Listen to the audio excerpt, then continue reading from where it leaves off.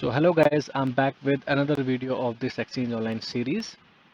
If you have not seen first two videos of this series, I would request and recommend to go through with first two videos so that you will have better understanding of this entire Exchange Online component. Today we will talk about the compliance management. So compliance management एक ऐसा feature है और ऐसा component है जो legacy consider होता है from the exchange control panel perspective, क्योंकि इसके most of the features are moved to security and compliance portal which has different endpoint, different URL altogether. Okay, but still there are features you can see over here in this tab, compliance management. Okay, so compliance management में अभी first tab है in place e-discovery and hold. अब ये होता क्या exactly ये feature? तो इन place eDiscovery and hold ये होता है कि अगर मान लो आपके पास एक मेल बॉक्स है, मैं भी ये प्योरली एक्सचेंज ऑनलाइन पर्सपेक्टिव से बता रहा हूँ, क्योंकि जब हम सिक्योरिटी एंड कंप्लायंस की बात करेंगे आने वाले वीडियोस में, तब हम वो डिफरेंट वर्कलोड्स की भी बात करेंगे, like SharePoint, OneDrive, अभी specifically Exchange as a workload.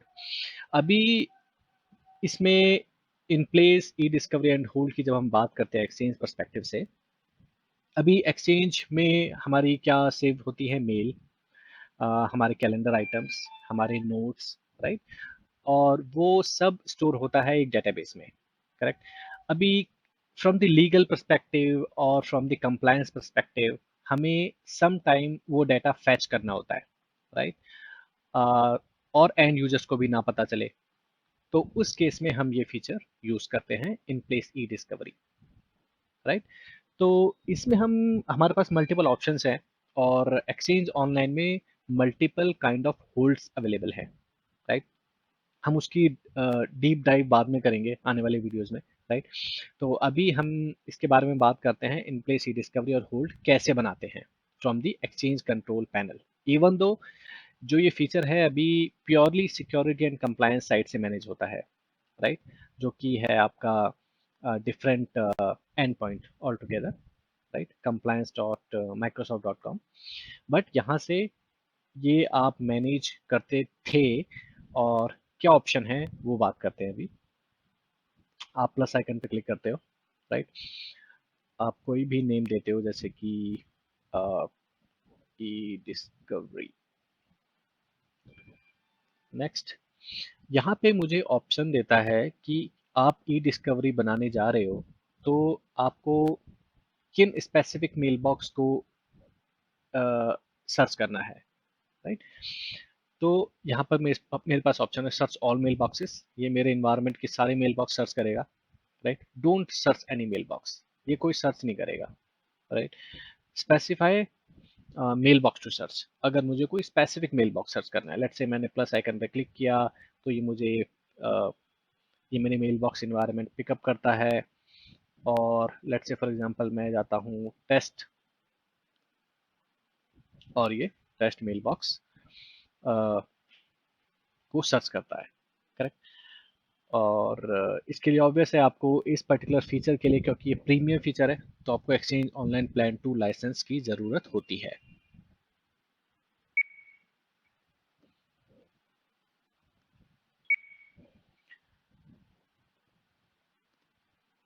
उसके बाद आप सिलेक्ट करते हो कि क्या कंटेंट सर्च करना है, राइट? अभी क्योंकि मैंने जैसे बोला कि ये फीचर आपके इस पोर्टल से माइग्रेट हो चुका है या फिर ये फीचर यहाँ पे डीकमीशन हो चुका है, तो आपको ये ऑप्शन ग्रेड आउट है, राइट?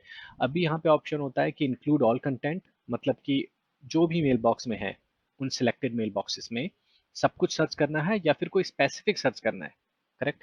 तो इन प्लेस ई डिस्कवरी में ऑप्शन होता है आपका, या फिर ये एक टाइप का क्वेरी बेस्ड डिस्कवरी होती है, और क्वेरी बेस्ड होल्ड भी बोलते हैं हम इसको, राइट?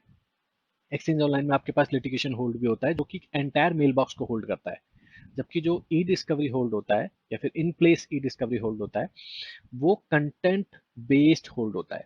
मुझे पूरा मेल बॉक्स होल्ड पे नहीं रखना है, मुझे एक क्वेरी बनानी है कि अगर किसी अ, मतलब मेल बॉक्स में अगर कोई सब्जेक्ट लाइन जिसका लेट्स से रिज्यूमे, कोई सब्जेक्ट है या फिर बॉडी में है, तो केवल वही आइटम्स मुझे होल्ड पे रखने हैं, तो मैं उस बेस पे क्वेरी बना सकता हूँ। या फिर मुझे कोई स्पेसिफिक सेंडर बेस्ड, राइट, कोई ईमेल कोई स्पेसिफिक सेंडर से है, तो मैं होल्ड पे रख सकता हूँ।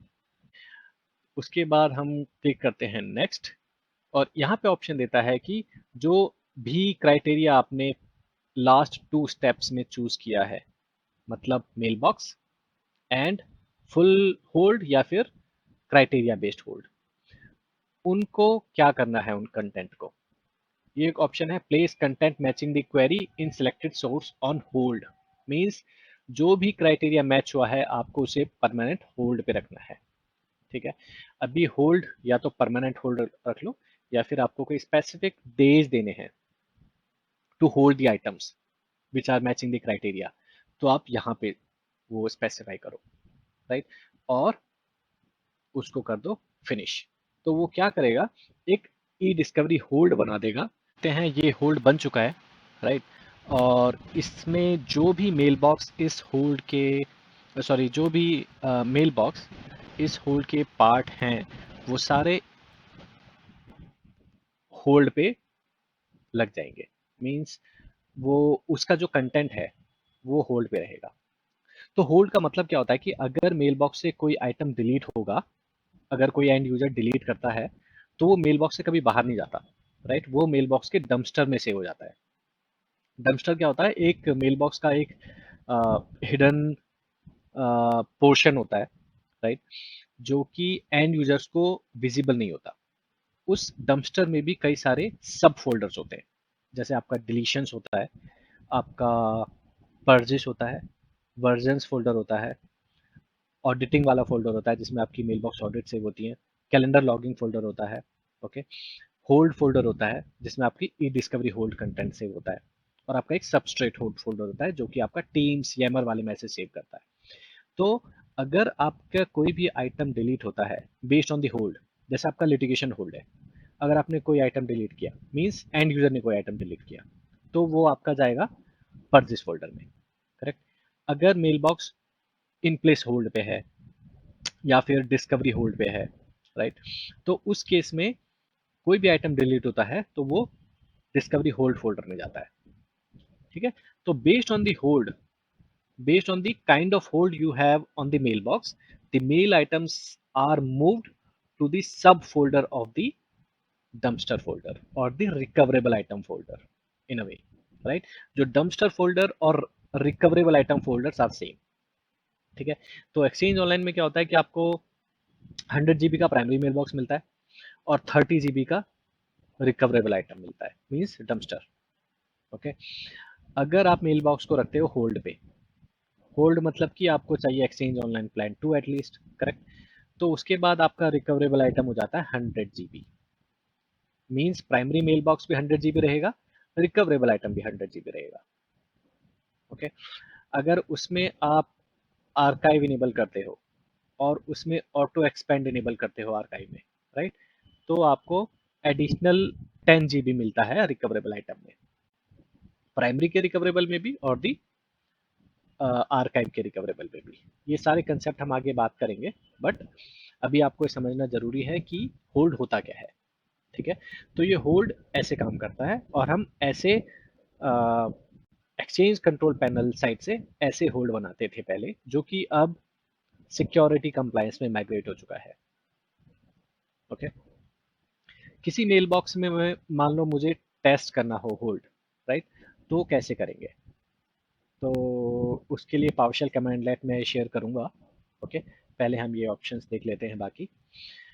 ऑडिटिंग, एक्सचेंज ऑनलाइन में जो ऑडिटिंग होती है मेल बॉक्स लेवल पे, वो बाय डिफॉल्ट इनेबल रहती है, राइट, और दो टाइप की मेनली ऑडिटिंग होती है, वो दो टाइप की होती है। एक को ऑडिटिंग होती है जो कि एडमिन साइड से होती है, एडमिन ऑडिट लॉग्स होते हैं जो कि एडमिन ने कुछ चेंज किया, कुछ डिलीट किया, वो सब स्टोर करने के लिए।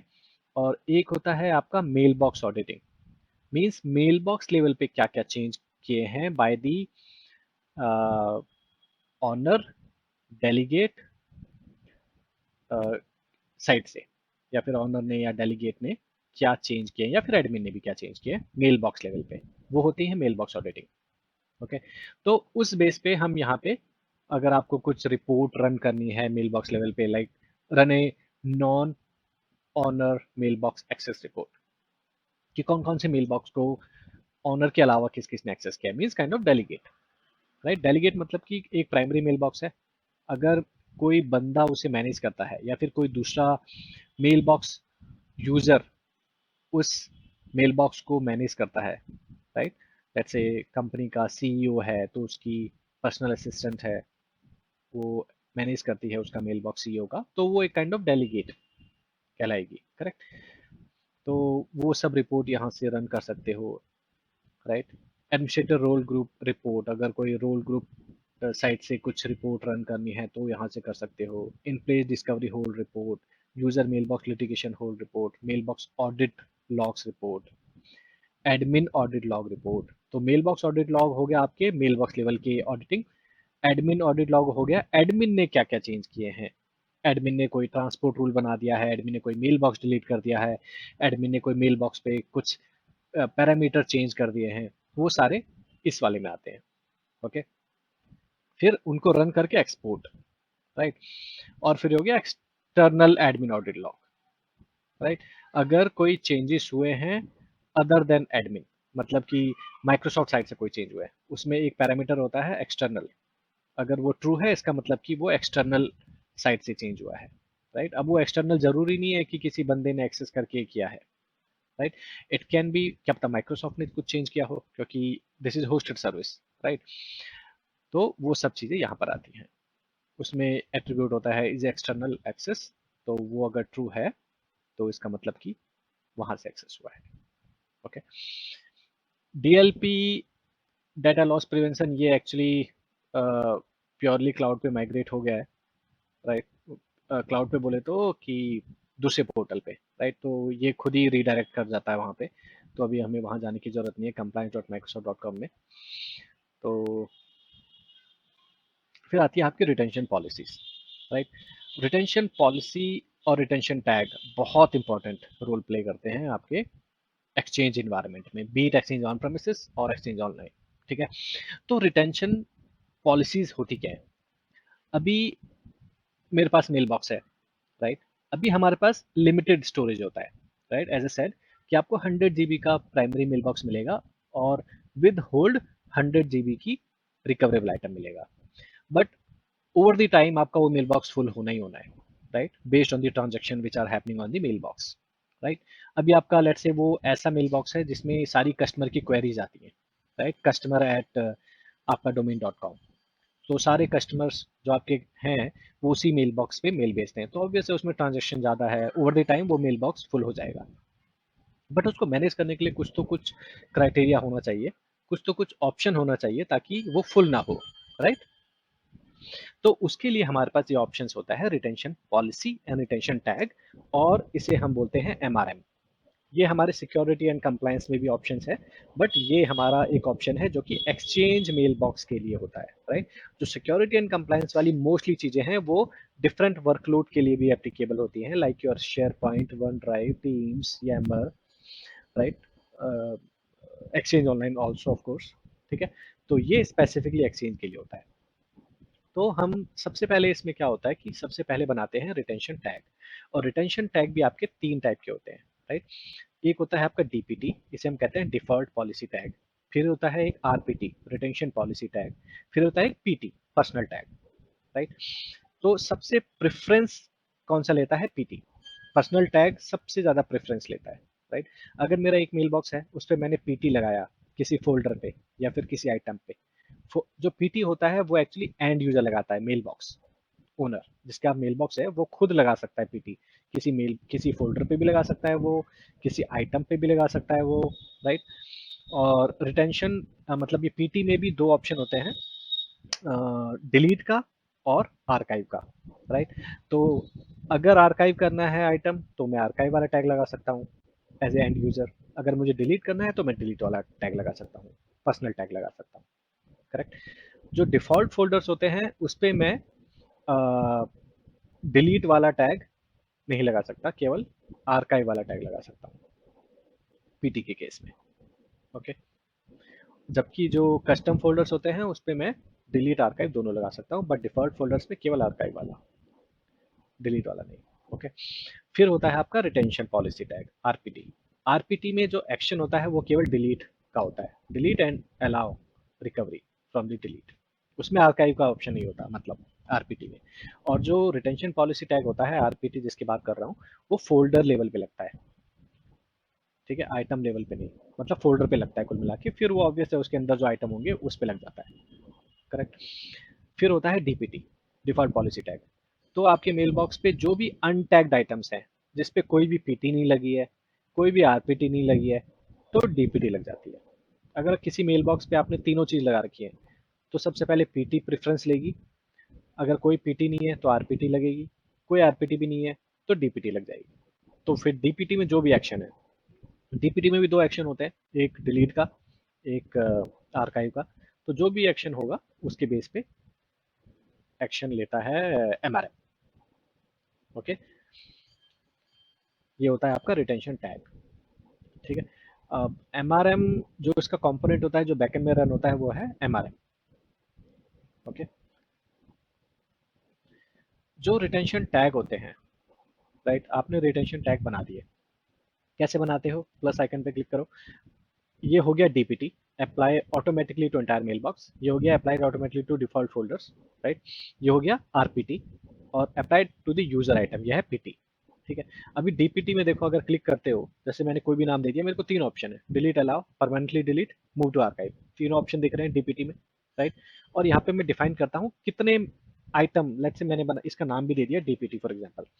अब मैंने एक्शन कह दिया कि मूव टू आर्काइव, कितने टाइम बाद आर्काइव। ओके, मैंने बोला कि 30 डेज। कोई भी ईमेल जो कि मेरे मेल बॉक्स में है विच इज ओल्डर देन 30 डेज, मतलब वो अगर 30 दिन हो गए उस मेल को आए हुए मेरे मेल बॉक्स में, तो वो आर्काइव हो जाए, राइट। तो क्या होगा, जैसे ही ये रिटेंशन टैग मैं किसी पॉलिसी में लगाऊंगा, राइट, और वो पॉलिसी अगर मैं किसी मेल बॉक्स पे लगाऊंगा, तो इवेंचुअली वो मेल बॉक्स पे डीपीटी लग जाएगी। और जब एमआरएम उस मेल बॉक्स को प्रोसेस करेगा, एक्सचेंज ऑनलाइन में हमारे पास जो ईटीए है मेल बॉक्स को प्रोसेस करने का by MRM is maximum 7 days. मतलब 7 डेज में एटलीस्ट एक बार वो प्रोसेस होगा, अदरवाइज वो फोर्सफुली हम कर सकते हैं पावर शेल से भी, but 7 days is default period, right. 30 days, तो 30 डेज में वो हो जाएगा, राइट। जैसे मैंने ये बना दिया, ये एक डीपीटी बन गई। ओके। अभी मैंने बनाया एक आरपीटी। आरपीटी में देखो आर्काइव का ऑप्शन नहीं है, राइट। इसका नाम दे दिया मैंने आरपीटी। अब आरपीटी मैंने जैसे बोला ये फोल्डर पे लगती है। अब मेरे पास ये सारे फोल्डर्स हैं, डिफॉल्ट फोल्डर। लेट्स से मैंने इनबॉक्स पे लगा दी, राइट। मैंने बोल दिया कि इनबॉक्स पे परमानेंटली डिलीट, जो भी ईमेल है जो कि 30 डेज पुरानी है वो डिलीट हो जाए, राइट। और अगर मान लो डिलीट सेम रिटेंशन एज मिल जाती है, तो हमेशा रिटेंशन वाला ही विन करता है। तो रिटेंशन पॉलिसी का जो मेन कंसेप्ट है वो ऐसा होता है कि जो रिटेंशन होता है वो हमेशा डिलीशन से ज़्यादा जीतता है। Means retention wins over deletion. Okay. Maximum retention age always wins. अगर दो पॉलिसी हैं, सेम एक्शन है, जिसमें ज़्यादा रिटेंशन एज है वो विन करेगी, राइट। अगर डिलीशन वाली दो पॉलिसी हैं, तो शॉर्टेस्ट डिलीशन ऑलवेज विंस। जिसमें शॉर्टेस्ट डिलीशन है, मींस एक पॉलिसी में 30 डेज है, दूसरे में 15 डेज है, तो 15 डेज वाली विन करेगी। और अगर आपके पास एक्सप्लिसिटली कुछ लगाया हुआ है आइटम पे, तो वो विन करेगा। Means explicit tag wins over implicit tag. Okay. तो मैंने एक आरपीटी बनाया। अभी मैंने एक बनाता हूँ पीटी। ये है पीटी। पीटी में भी देखो तीनों एक्शन है, ठीक है। अभी मैंने बना दिया पीटी और इसका मूव टू आर्काइव कर दिया। लेट्स से इसका कर दिया मैंने 10 डेज, कि 10 डेज में ये आर्काइव करे। ये मैंने अभी टैग बनाए हैं केवल, ठीक है। अभी इसका मेल बॉक्स पे कुछ लिंक नहीं है। अभी मैं रिटेंशन पॉलिसी बनाऊंगा, राइट। अभी मैंने बनाई रिटेंशन पॉलिसी। अभी मैं मुझे यहाँ पे पहले टैग ऐड करने हैं, राइट। रिटेंशन। ओके। अभी यहाँ पे मैं टैग ऐड करूंगा।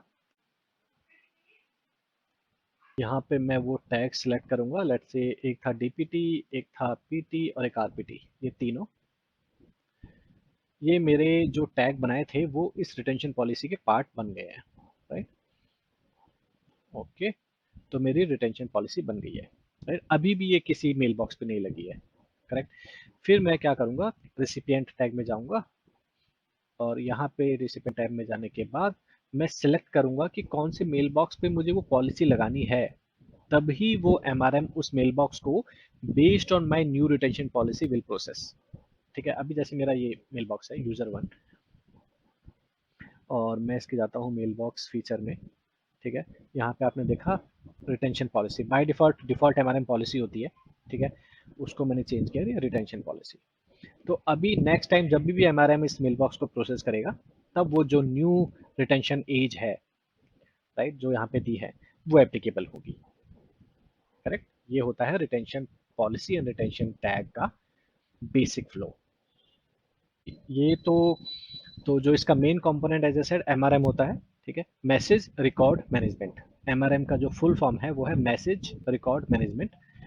और जो बैकएंड में ये रन प्रोसेस रन करता है वो होता है MFA, managed folder assistance. Okay, तो ये ऐसे काम करता है retention policy and retention tags, ठीक है। तब आता है जनरल रूल्स। तो जनरल रूल्स क्या होते हैं कि अ, अभी मेरे पास फॉर एग्जांपल ये मेल फ्लो का पार्ट होता है। फर्स्ट ऑफ ऑल, अगर मैं चाहता हूँ कि जो भी मेरे इन्वायरमेंट में मेल फ्लो होता है, अ, उसकी एक कॉपी कहीं और सेव हो, राइट। अब ये कई रीजन से हो सकती है। एक रीज़न ये कि मुझे कंप्लायंस रीज़न से वो सारे ईमेल की एक कॉपी चाहिए। सेकंड, अगर मान लो कभी मेरी मेल्स गायब हो जाती हैं या फिर डिलीट हो जाती हैं, तो वहाँ एक कॉपी सेव हो सके, तो ये भी एक रीज़न हो सकता है जनरल रूल्स इनेबल करने का, ठीक है। तो जनरल रूल इनेबल कैसे करते हैं, अभी मैंने प्लस पे क्लिक किया, ठीक है। तो इसमें जैसे रूल है ये, करेक्ट। तो इसमें सबसे पहले आपको जिस ईमेल एड्रेस को वो रिपोर्ट भेजनी है, मतलब वो कॉपी भेजनी है मैसेज की, उसका ईमेल एड्रेस आप डालोगे वेरी फर्स्ट में, सेंड जनरल रिपोर्ट्स टू, ठीक है। एक्सचेंज ऑनलाइन केस में हम कभी भी रिकमेंड और सपोर्ट ही नहीं करते एक्चुअली, आई वुड से, कि आपका जो जर्नल का रिसिपिएंट है वो एक्सचेंज ऑनलाइन मेल बॉक्स हो, क्योंकि एक्सचेंज ऑनलाइन जर्नलिंग के लिए नहीं बना हुआ है, करेक्ट। क्योंकि जर्नलिंग में बहुत सारा ट्रैफिक आता है, राइट। अगर मान लो आपके एनवायरनमेंट में थाउजेंड ऑफ मेल बॉक्सेस हैं और आप सबकी जर्नलिंग करते हो, तो सोचो कि एक दिन में कितना ट्रांजेक्शन जाएगा, और आपका वो मेल बॉक्स ऑब्वियस है कितना ग्रो करेगा, राइट। और एक्सचेंज ऑनलाइन में हमारे पास लिमिटेड स्पेस होता है, राइट। इस वजह से हम कहते हैं कि एक्सचेंज ऑनलाइन में आप जर्नलिंग मेल बॉक्स नहीं रख सकते, राइट। तो ये मोस्टली क्या होता है, लोग एक कॉन्टैक्ट बना लेते हैं यहाँ पे एक्सचेंज ऑनलाइन में, और वो आपकी थर्ड पार्टी किसी सर्वर पे या फिर एक्सचेंज ऑन प्रेम पे भी रख सकते हो, नो डाउट। तो इवेंचुअली आप या तो एक्सचेंज ऑन प्रेम का डेटाबेस हो आपका, जहाँ पे वो जनरल कॉपी जा रही है, या फिर कोई थर्ड पार्टी हो। थर्ड पार्टी में बहुत सारे वेंडर्स हैं आजकल जो कि सपोर्ट करते हैं, तो वहाँ पे सेव हो जाती है ईमेल्स, ठीक है। जैसे माइमकास्ट हो गया, ठीक है, सेमेंटिक हो गया, इनके पास होती हैं, ठीक है। तो वहाँ का जो ईमेल एड्रेस आप यहाँ डाल दो, राइट। तो सारी जो कॉपीज होंगी ईमेल की वो वहाँ जाएंगी, करेक्ट। और नेम दे दो, नेम कुछ भी दे सकते हो आप जनरल रूल का आपका, राइट। फिर नेक्स्ट जो बहुत ज़्यादा इंपॉर्टेंट है वो है कि क्या बेस पे वो जर्नलिंग करेगा, राइट। मतलब क्या क्वेरी होगी, तो यहाँ पे हम क्वेरी देते हैं मेल, ठीक है। If the message is send to और रिसीव्ड फ्रॉम, अभी यहाँ पे आप रूल लगा सकते हो कि जो जर्नलिंग होगी वो किसी स्पेसिफिक यूजर और ग्रुप के लिए होगी, या फिर मैं चाहता हूँ केवल हंड्रेड ऑफ यूजर्स हैं, केवल उनकी जो मेल फ्लो होता है, वो मेल भेजते हैं रिसीव करते हैं, केवल उनकी एक कॉपी जर्नल हो, मतलब उनकी केवल एक कॉपी फॉरवर्ड हो, kind of in a way. That is not actual forward, but think of in that way कि उनकी एक कॉपी किसी दूसरे मेल बॉक्स में सेव हो, राइट। वो भी मैं कर सकता हूँ, राइट। तो यहाँ पे आप कोई भी सिलेक्ट कर दो अपना, राइट, कोई यूजर या ग्रुप, केवल उन्हीं के मेल बॉक्स की जर्नलिंग होगी, बाकी की नहीं होगी, करेक्ट। या फिर मैं चाहता हूँ सब सब मेल बॉक्स तो अप्लाई टू ऑल मैसेज, तो सब मेल बॉक्स पे लगेगी। तो उनके if the message is send to और रिसीव फ्रॉम, मतलब जो मैसेज है वो सेंड हुआ है उन मेल बॉक्सेस पे, या फिर रिसीव्ड फ्रॉम, राइट, या फिर उन मेल बॉक्सेस से रिसीव हुआ है। कुल मिला के उन मेल बॉक्सेस से कोई भी ईमेल अगर बाहर जाती है या फिर उन मेल बॉक्स पे जाती है, राइट, तो वो जर्नल होंगे। ठीक है। सेकंड ऑप्शन है जर्नल दी फॉलोइंग मैसेजेस। तो किस टाइप के मैसेज आपको जर्नल करने हैं, ये तो हो गया रूल। ठीक है। ऑल मैसेज, यानी कि सारे मैसेज जर्नल करने, राइट, या फिर केवल मैसेज जो कि एक्सटर्नल है, राइट। एक्सटर्नल मैसेज मतलब कि अपने इन्वायरमेंट को छोड़ के जो मैसेज बाहर भेजे गए हैं, इंटरनल एम्प्लॉयज को नहीं, मींस एक्सटर्नल। लेट्स से मेरा डोमेन है contoso.com, अगर मैं ईमेल भेजता हूँ fabricam.com को, तो वो एक्सटर्नल मैसेज कंसिडर होता है, राइट, एक्सटर्नल ईमेल। तो मेरे को केवल ऑप्शन दिया जाता है यहाँ पे कि आपको केवल एक्सटर्नल मैसेज जर्नल करने हैं या फिर इंटरनल या ऑल। मोस्टली लोग एक्सटर्नल करते हैं, but based on the compliance reason, legal requirement, you can select all message also. Okay. तो जब ये रूल आपका बन जाता है, आप सेव कर देते हैं और आपका general rule ready. Okay. But इसमें एक कैच ये है कि जब हाइब्रिड इन्वायरमेंट होता है आपका, मतलब एक्सचेंज ऑन प्रेमिसेस भी है, क्लाउड भी है, and logically one environment consider होता है, उस केस में आपको जो रूल यहाँ पे बना है एक्सचेंज ऑनलाइन में, सेम जनरल रूल आपको ऑन प्रेमिसेस में भी बनाना पड़ता है, राइट, ताकि वो सिंक में रहे। अदरवाइज डुप्लीकेट जर्नलिंग के इश्यूज आते हैं, मतलब एक मेल कॉपी 2 बार जर्नल हो गई, राइट। सो आपको सेम जनरल रूल यहाँ एक्सचेंज ऑनलाइन में एंड एक्सचेंज ऑन प्रेमिसेस में भी बनाना पड़ता है in case of hybrid environment. Okay. तो ये था आपका जर्नलिंग। अब थोड़ा पावरशेल के बारे में डिस्कस करते हैं, जो हमने आज ये टैब्स एक्सप्लोर किए हैं, राइट, इन प्लेस, ई डिस्कवरी, होल्ड, ऑडिटिंग, ये सब। तो अभी जैसे कि मुझे किसी मेल बॉक्स पे चेक करना है कि होल्ड है या नहीं है, राइट, तो हम क्या करते हैं, गेट एवन मेल बॉक्स, जैसे user 1, right, star hold star, right. तो अगर मैं ये स्विच देता हूँ स्टार होल्ड स्टार, राइट, तो अगर किसी मेल बॉक्स पे होल्ड है तो मुझे यहाँ पे दिखा देता है लिटिगेशन होल्ड, रिटेंशन होल्ड, के delay hold, delay release hold, all kind of hold, ये यहाँ पे विजिबल होते हैं। ओके। और ऑडिटिंग हम कैसे चेक करते हैं, अगर मान लो मुझे कुछ ऑडिटिंग चेक करनी है तो search hyphen mail box audit log, ये होता है मेल बॉक्स के लिए, मेल बॉक्स लेवल की ऑडिटिंग होती है, राइट। अगर मुझे एडमिन ऑडिट लॉग देखना है तो search hyphen admin audit log, ये कमांड रिटर्न करता हूँ मैं पावरशेल से, राइट। यहाँ पे हमारे पास ऑप्शन है ही गुई में, राइट, पावरशेल में भी ऑप्शन है कि search hyphen admin audit log and search hyphen mail box audit log. उसके बाद आप जैसे कोई कमांड लेट है आपकी, लेट से आपको कौन सी कमांड लेट देखनी है, set hyphen mail box, right. तो जितने भी सेट हाइफन मेल बॉक्स वाले कमांड रन हुए हैं in the environment by admin, वो सारी कमांड यहाँ पे दिखेंगी विद डेट एंड टाइम, कि कब रन हुई है, किसने रन की है, राइट। तो ये है आपका एडमिन ऑडिट लॉग पर्सपेक्टिव से। ठीक है। तो उसी वे में अगर मैं search hyphen mail box audit log करता हूँ तो उसमें भी मुझे मेल बॉक्स रिलेटेड एक्टिविटीज दिखती हैं, कि ऑनर ने कुछ किया है, कि डेलीगेट ने कुछ किया है, या फिर एडमिन ने कुछ किया है, वो सारी हम चीज़ें यहाँ देख सकते हैं from the compliance perspective. Okay. फिर जैसे हमारे पास, हमें चेक करना है मेल बॉक्स पे ऑडिटिंग इनेबल है या नहीं है। कई बार क्या होता है कि मेल बॉक्स पे ऑडिटिंग डिसेबल हो गई हो ड्यू टू सम रीजन, और ऑडिट लॉग फैच नहीं हो रहे हैं, तो उस केस में आप चेक करो कि यहाँ पे जाके ऑडिट इनेबल है या नहीं है। बाय डिफॉल्ट रहती है फॉर 90 डेज, राइट, मीन्स आप पुराने 90 डेज के लॉग देख सकते हो मेल बॉक्स लेवल पे ऑडिटिंग। ओके। और क्या क्या देख सकते हो, एडमिन ऑडिट में ये सब देख सकते हो। अगर डिलीट आइटम रिमूव हुआ है, किसी ने सॉफ्ट डिलीट ईमेल किया है, किसी ने हार्ड डिलीट किया है, सेंडेस किया है, राइट, ये सारे जितने भी ऑपरेशंस हैं, इन्हें हम ऑपरेशंस कहते हैं एक्चुअली, राइट। तो ये जितने भी ऑपरेशंस हुए हैं मेल बॉक्स पे by the admin, by delegates, by owner, ये सारे कैप्चर होते हैं। ठीक है, और default audit set admin delegate owner means अगर कुछ चेंज होता है इनमें from the backend, means from the Microsoft side, ये ऑटोमेटिक अपडेट हो जाएगा। अगर कोई नया ऑपरेशन आता है तो अपने आप ही अपडेट हो जाएगा, बट बाय डिफॉल्ट 90 डेज तक आप ऑडिट लॉग फेच कर सकते हो। ओके, अभी हमने बात की थी रिटेंशन पॉलिसी के बारे में, राइट। अगर मुझे इन्वायरमेंट में देखनी है, सबसे पहले देखते हैं किसी मेल बॉक्स पे कौन सी रिटेंशन पॉलिसी लगी है, right. User one,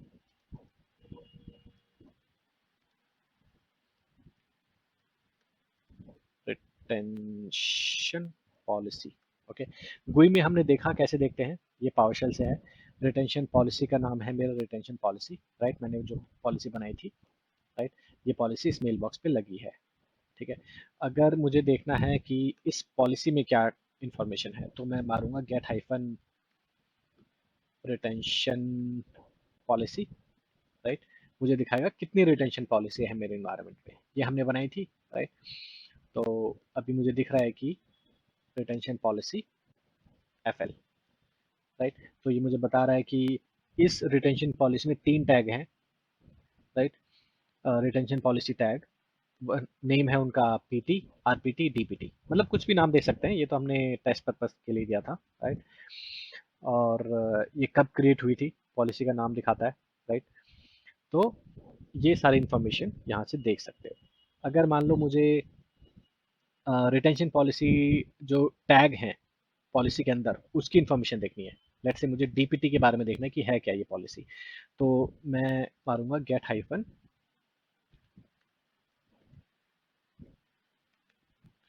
gate hyphen retention policy tag. Okay, और पॉलिसी का नाम है डीपीटी, राइट। तो मुझे डीपीटी जो मैंने टैग बनाया है उसकी इंफॉर्मेशन मिल जाएगी। तो ये बता रहा है कि सारे मैसेज क्लास पे रन होगा, मतलब स्टार, राइट। जैसे ये एक्चुअली जो कंपोनेंट रन होता है एज ए सेड वो है MRM, message record management, right. और एक्शन है मूव टू आर्काइव, और रिटेंशन एज है 30 days, means any email which is older than 30 days will be moved to the online archive by this retention tag. Retention tag नहीं, DPT actually default policy tag. और retention age क्या होगी, when delivered, means जब item create हुआ mailbox में तब से retention age count होगी। लेट्स से अगर मेल डिलीवर हुई 1 अगस्त को तो 30 डेज वहां से, राइट, मीन्स 30 अगस्त तक वो मेल बॉक्स में रहेगी, उसके बाद आर्काइव हो जाएगी। ठीक है, ये इसका मीनिंग होता है। ठीक है, और एज ए सेड कि जो बाय डिफॉल्ट आपका जो पीरियड है एमआरएम का वो है 7 days मेल बॉक्स पे रन होने का। अगर आपको रन करना है फोर्सफुली तो आप क्या करोगे, start hyphen managed folder assistant cmdlet और उस मेल बॉक्स का नाम यूजर वन। ठीक है, और उसके साथ मल्टीपल स्विच हैं, आप फुल क्रॉल रन कर सकते हो, मतलब वो मेल बॉक्स को फोर्सफुली प्रोसेस करेगा एमआरएम कंपोनेंट रन करने के लिए। ठीक है, तो मतलब ये एमआरएम इस पे फोर्स हो जाएगा, और based on the retention policy retention tag action will be taken of. अगर वो डिलीट है तो डिलीट हो जाएगा आइटम, अगर आर्काइव लगा रखा है तो आर्काइव हो जाएगा। ओके, तो ये था आज का compliance management from the exchange control panel perspective. Okay, I hope आपको ये समझ आया होगा कि कैसे काम करता है, कैसे एक्चुअल एक्सचेंज ऑनलाइन चीज़ें होती हैं, राइट। इसका मोस्टली जो पार्ट है वो सिक्योरिटी एंड कंप्लायंस पोर्टल में जा चुका है। ठीक है, will discuss more on compliance and security in future videos, right? And thank you so much for watching this, and please like, subscribe and share this video. Thank you, have a good day.